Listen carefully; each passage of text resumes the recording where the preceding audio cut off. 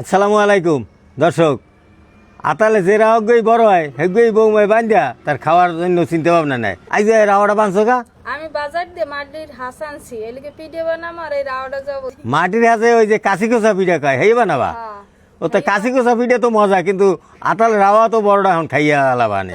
আফিন ধরো ধরো, ছুটতে গেলে জিত মামি নাকি? হ্যাঁ আমি তো জানি আমি যাইতে যাই, এলিকে ধর। ও এই জন্য আফরিন আইছে। তুই ধর হার চাই। ওরাম তো ধরন যাইবে না। ধরো এই যে ধরো ধরো তোমা নাও খাবাই যখন গুছিয়ে গেছে ইয়া পিঠে তাড়াতাড়ি বানাও, দুপুরে যান খাইতে বাড়িতে আফুরে রাখবো না, এরা আফুরে ফাইয়া মুরগি ধরিয়া আফুরের তোমার রাখে আফুরে আই ঝালাই দেবো। তবে দর্শক রাগ হই আর যাই হই এই রাওয়ার গোস্ত দিয়া কাশি কষা পিঠা সেই মজাই হইবে। মুরগি রেডি, পিঠের গোলাও রেডি। এখন দোফা চুলো মুরগি আর পিঠে একসাথেই রান্না করি। তেল, দারচিনি, এলাইচ, তেল, হাতটা তেল দিয়ে একটু বুঝছিলাম। এখন হাতের গোলাটা দিয়ে দিন, এবার ডাকতে দিন রসুন, আদা,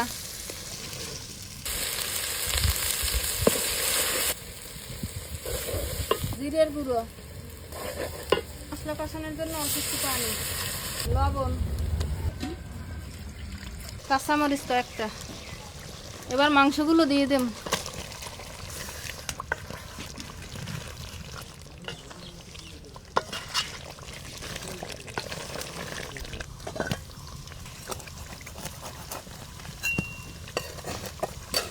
কাশি কষা পিঠে এইরকমের, আর রাওয়ার গোস্ত বোন হ্যাঁ, কিন্তু অনেক মজা হইবে।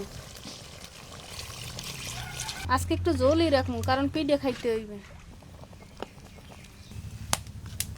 রাওয়ার গোস্ত রান্না করা হয়ে গেছে, আনুড়ই খেলাম। এতটুক জল থাকবে, কারণ পিঠে খাওয়ার লাগে জল লাগবে। রাওয়ার মাংস রান্না হয়ে গেছে আর পাঁচ বেরিয়েই খাইতে বসি, পিঠাও রেডি। এদিকে পুত্রে হয়ে পড়ছে, তা তালই পুত্রে খাওয়া শুরু করে দিই। তাহলে পিঠেগুলো তো হচ্ছে সেই হ্যাঁ। বড় বড় পিঠা আর অনেক নরম তুলতুলা পিঠে বানাইছ কি আপনি বানাইছেন? তাহলে না, বৌমাই বানাইছে। শুরু করি আরে তাহলে? আরে হ্যাঁ, বিসমিল্লাহ। বিসমিল্লাহ। সুস্থ থাকেন, আমি আর পুত্রে খাইতে থাকি। আগামী দিন নতুন ভিডিওতে দেখা হবে।